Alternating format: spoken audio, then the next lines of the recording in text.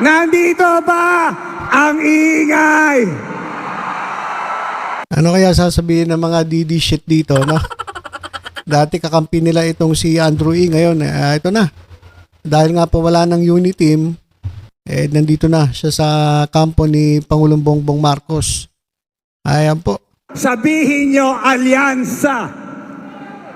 12. 12.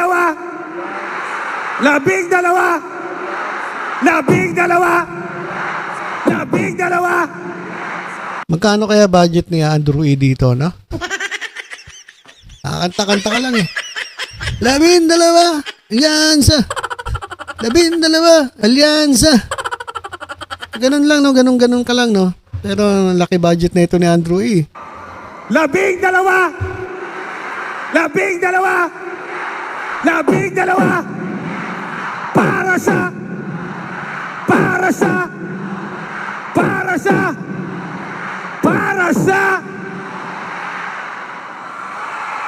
At mga kababayan, nagsalita rin dito si Presidente Bongbong Marcos. Ayan po.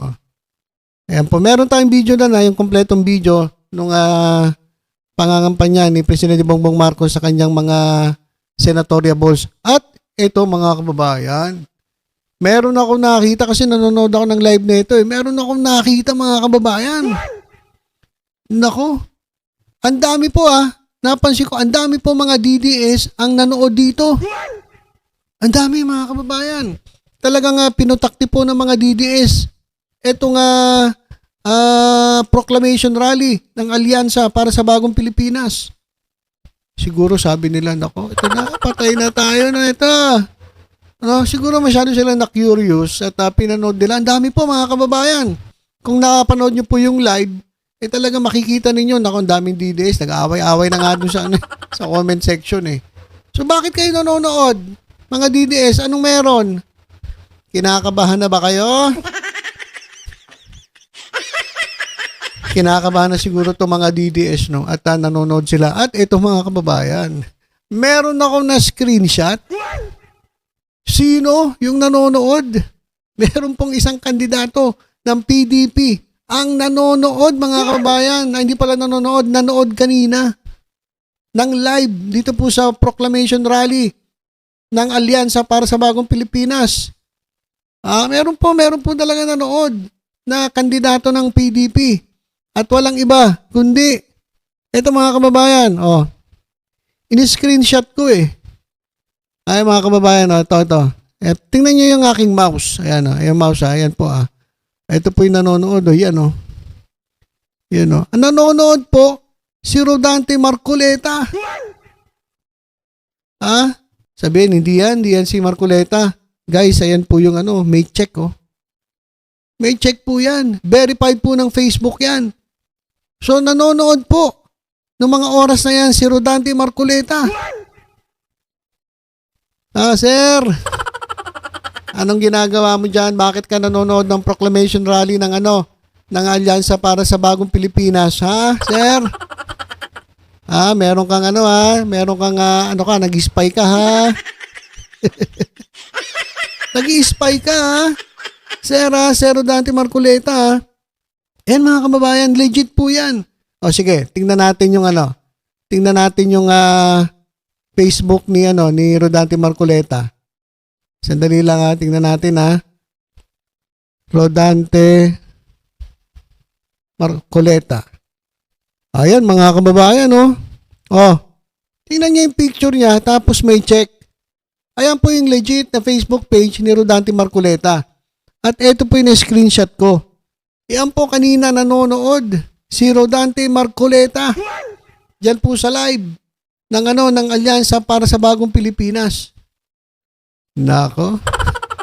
Anong ginagawa mo dyan, Sir Marcoleta? Kinakabahan ka na ba, sir? At kinakailangan mong tingnan kung may dating ba sa taong bayan itong mga kandidato ng ng administrasyon. Ayan mga kababayan, ini-screenshot ko kasi nakita ko nga nanonood si Sir Marcoleta, si Rodante Marcoleta, si congressman. Ala ka. Siguro nanonood siya, daming tao. At titingnan niya siguro kung ano ang sasabihin ng Presidente Bongbong Marcos dito sa mga kandidato nila. Kasi alam niyo mga kababayan, si Presidente Marcos todo suporta sa kanyang mga kandidato. Pero yung isa parang parang wala no? Parang wala lang eh. Meron ba? Kasi actually ito si Marcoleta hindi naman ito PDP. Kumbaga inampun lang yan sa PDP. Ang talagang makikita natin na talagang kinakampanya nila ay itong si Bato at itong si Bongo. Kaya nga ang nangyari mga kababayan, yung dalawa lang yung pumapasok sa top 12 eh. Tapos siya, si Rodante Marcoleta, lagi pong lagapak po sa top 12, hindi po pumapasok. Kaya siguro nag-iisip. Nag-iisip si Sir. Nag-iisip siguro. Nako, pag ganito, magwi-withdraw na lang ako uli.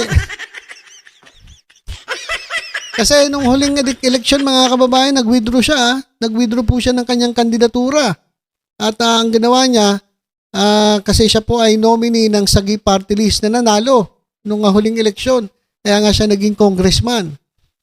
Ito nga yung party list nila medyo may problema kasi may mga kumakalat po ng mga chismis na mukhang may bet ka. Yung isa pang nominee, yung anak niya. Ayan naman po ay narinig natin sa mga marites. Kaya tinatanong nga natin, Congressman Marcoleta, totoo po ba yun? Baka pwede naman pong magsalita kayo kasi hindi po dapat. Dapat po kasi kayo ay maging halimbawa, hindi po dapat immoral ang mga nagiging lingkod bayan na nandyan po sa Kongreso. Dyan po yung mga party list na yan. So dapat po ay kayo halimbawa sa taong bayan. Magagalit pa sa inyo INC niyan. Kasi bawal po yan sa Iglesia ni Cristo. Well anyway mga kababayan, yan po. Sir, anong ginagawa mo dyan Bakit ka po nanonood ng live ng proclamation rally ng Alyansa para sa Bagong Pilipinas? Ano pong meron, sir? Sir Rodante Marcoleta.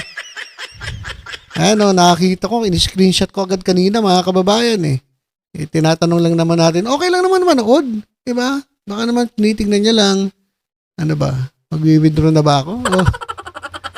Hindi pa. Kaya pa ba? Sa tingin ko lang mga kababayan, parang ano siya Hindi siya pumapasok sa top 12. Meron pa namang panahon para mag-withdraw.